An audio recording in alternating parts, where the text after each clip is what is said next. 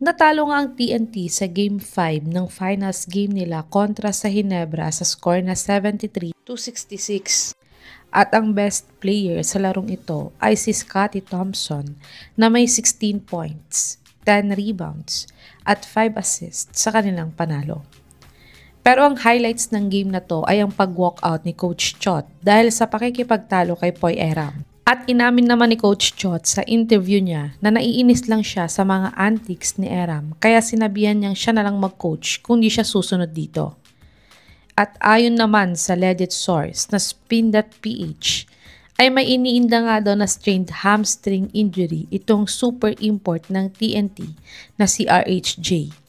Kaya't hindi nga daw to makabuelo sa pag-score since Game 4 pa at puro sablay ang shoot niya. Kaya't kung kakailanganin nga nila ng mabilisang replacement import bago sila matalo ng Ginebra sa finals, ay narito nga ang mga best import player na maaari nilang ipalit sa kanya. Top 5. Raleigh Hollis Jefferson. Si Raleigh nga ay kapatid ni Rondae Hollis Jefferson at nakapaglaro na din sa TNT sa East Asia Super League dati. At siya nga din sana ang isa sa mga gustong kunin ni Coach Tim gawin replacement import kung sakaling hindi na nga makakapaglaro si Kabayan Brownlee sa kanyang injury. Pero hindi nga ito natuloy dahil kinaya naman ni Brownlee ang paglalaro sa dalawang sunod na laban nila. Kaya't kung kailangan nga ulit palitan ni Raleigh ang kapatid niyang si Rondae, ay madali na lang ito dahil nasa may TNT pa din naman ang PBA rights niya dati. Si Raleigh ay nag-a-average ng 8.7 points, 5.2 rebounds, 1.7 assists, 1.7 steals, 0.8 blocks, 21% 3-point shooter at 72% free throw shooter sa kanyang 2023-2024 Hungary A-League season. Panoorin natin ang isa sa mga naging best game ni Raleigh sa TNT nang naglaro ito sa East Asia Super League.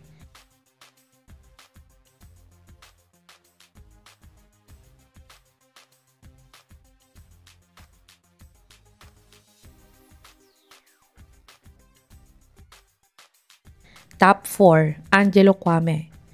Si Kwame nga ay naglaro para sa Meralco Bolts bilang local player sa East Asia Super League.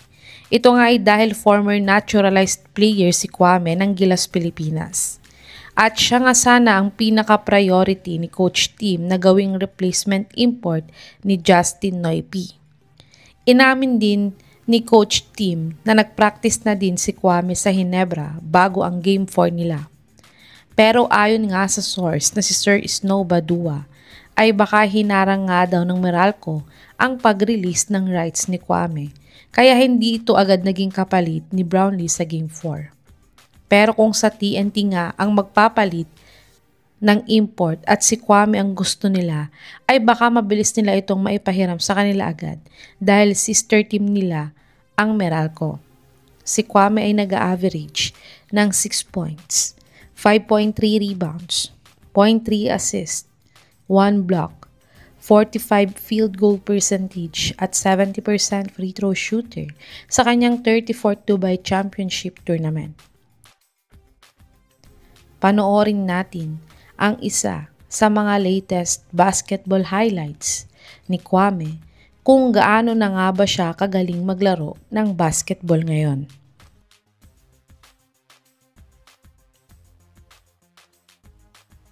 Top 3. Akil Mitchell.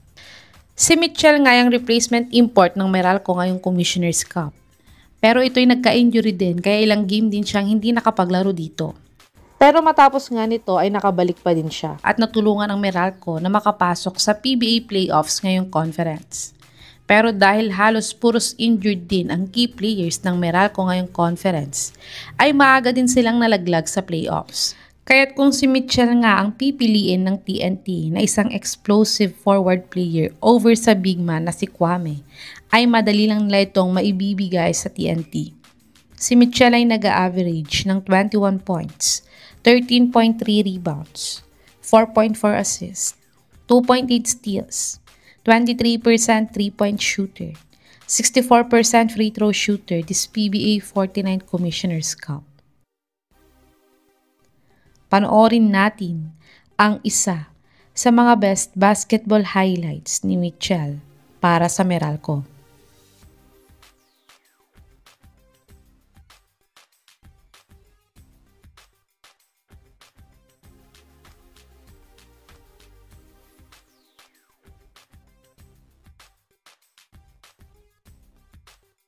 Top 2, George King. Si King nga ay ang import ng Blackwater ngayong Commissioner's Cup.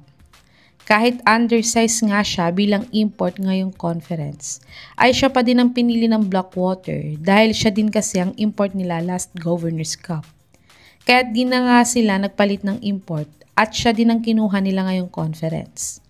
At alam naman natin na nagkaroon din ng rivalry si King at ang Barangay Ginebra last Governor's Cup. Kaya't kung may isipan nito ng TNT management, ay baka pwede nilang kontakin ng Blackwater upang ipahiram ang rights ni King sa kanila upang gawing replacement import nila. Si King ay nag-average ng 34.5 points, 10.4 rebounds, 2.5 assists, 1.1 steals, 0.5 blocks, 11% 3-point shooter, 91% free throw shooter this PBA 49 Commissioner's Cup. Panoorin natin ang isa sa mga best PBA game highlights ni King para sa Blackwater.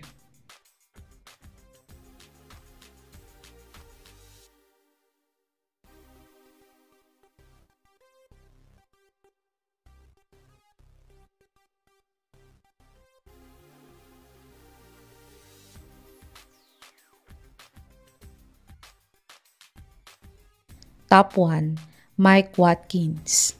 Si Watkins nga ay ang super import ng NLEX ngayong conference. Dahil maaga nga lang nalaglag ang NLEX sa playoffs, ay kahit number 1 pa sa elimination round sa Best Import Award itong si Watkins, ay hindi pa din siya nakapasok sa Final Four ng PBA. At itong si Rondae Hollis Jefferson nga ang nagwagi ng award na to kahit number 2 lamang siya bago ang playoffs. Pero dahil naipasok ni RHJ ang team niya sa PBA Finals, ay siya ang nagwagi ng award na to. Pero dahil may injury nga si RHJ ngayon, ay si Mike Watkins nga ang best option ng TNT na kunin ngayon dahil siya ang naging matinding katunggalin ni RHJ sa Best Import Award ngayong Commissioner's Cup. Si Watkins ay nag-average ng 26.6 points, 20.7 rebounds, 1.3 assists, 0.6 steals, 2.6 blocks, 33% 3-point shooter, 61% free throw shooter this PBA 49 Commissioner's Cup. Panoorin natin ang kaunting basketball highlights ni Watkins kung gaano nga ba ito kagaling na player.